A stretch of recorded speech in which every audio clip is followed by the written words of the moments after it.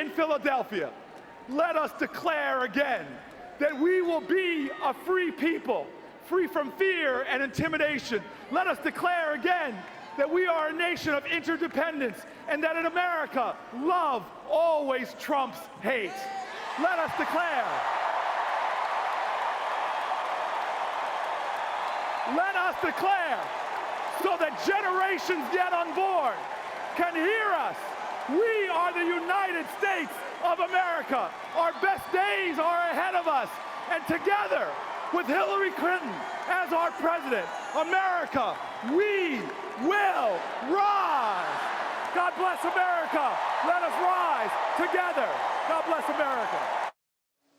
New Jersey Senator Cory Booker there getting an enthusiastic reception from the crowd, Nancy. It was interesting to note that he sort of didn't have the crowd exactly with him in the beginning, then turned things around there, and at the end, obviously had the crowd on his side. Yeah, and in fact, towards the end of the speech, the crowd was going so bananas, I couldn't even hear what he was saying because he was getting such a raucous reception, and he was clearly so into it. I think what happened was in the beginning, they were sort of like sitting there waiting for the keynote speakers because they knew Michelle Obama was coming up soon, and they knew Elizabeth Warren was coming up after that. But then, you know, as he started talking, they were like, oh, wait a minute, something's going on here. And so they started focusing. And obviously, you know, here's someone who is relatively young. He just entered the Senate, and yet the party thinks so highly of his speaking skills and his communication abilities that he's been out on the campaign trail sort of relentlessly for Hillary Clinton and was on her short list to be vice president. By the way, wasn't Michelle Obama supposed to be the end of the 10 o'clock hour?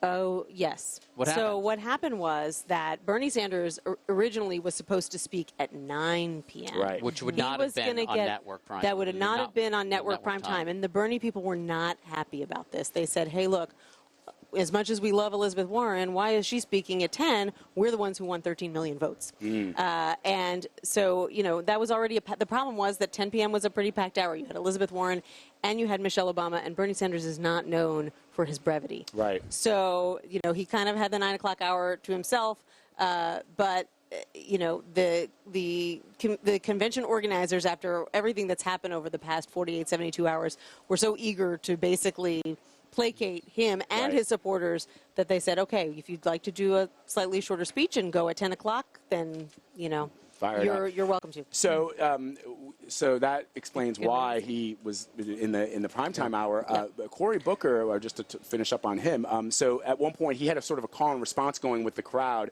You know, he was saying to them, we will rise, and the crowd was shouting it back. And at one point, he said something that I had seen on some of the signs out there. He said, love always trumps hate, obviously to play on Donald Trump. Donald Trump took to, where else? Twitter, responding with a very, I'm just going to read what he said. I think they're going to put it up. He said, if Cory Booker is the future of the Democratic Party, they have no future, exclamation point. I know more about Cory than he knows about himself. This looks like it's sort of the Twitter equivalent of a lawsuit from Donald Trump, right? No, seriously, where it's a threat of a law. It seems like a threat, and there probably will not be followed through. Aren't his kids, Ivanka and Jared, are close friends of Cory Booker? I mean, I think that's common knowledge. Right, I wouldn't be surprised. Yeah, so they know each other, so, you know.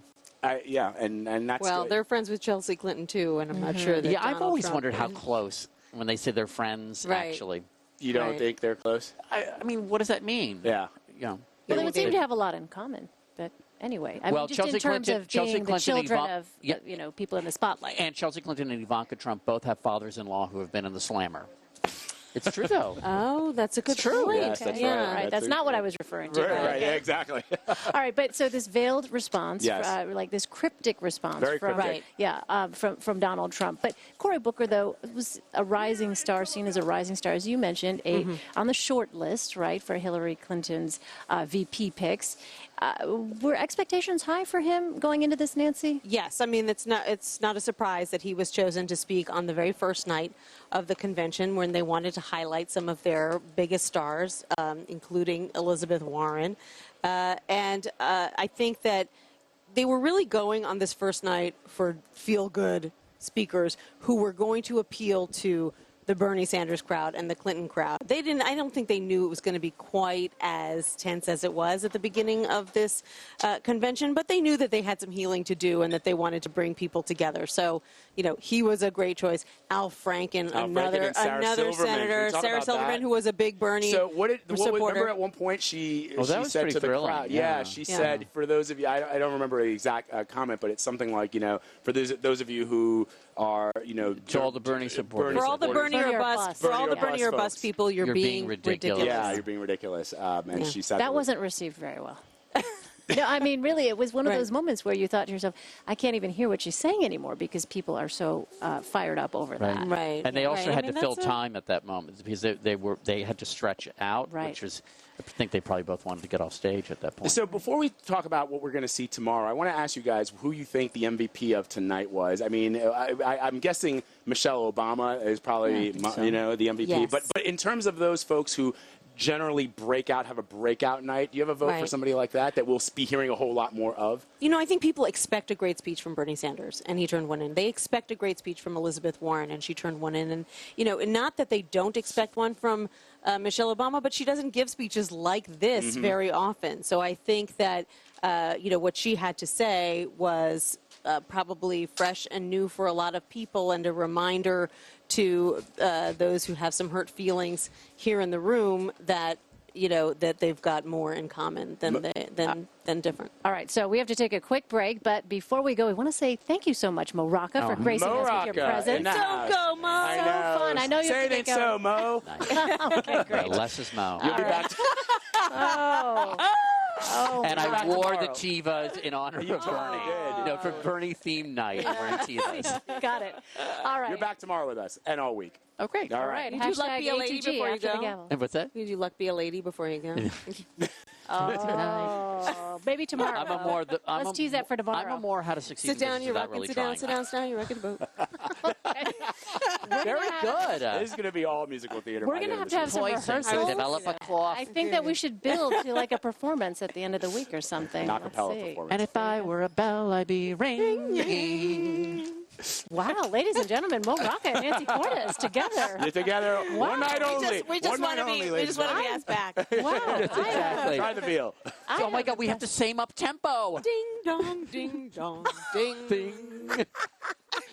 I love it. I am honestly speechless right now. I don't know. You can't see the internal confusion that's happening. Got my horse right here. His name is Paul Revere. Vlad, help me. Oh my God! We're all gonna right. take a This quick is why you have to watch CBSN after the gavel. After the gavel. It's an ATG, and we don't pay for rights. Because the Rodgers and Hammerstein people, the Frank Lesser people aren't up the stage. Take us to commercial. All right, no Mickey Const when we come back. Stay with us. You're watching After the Gavel Be a lady on tonight. CBSN.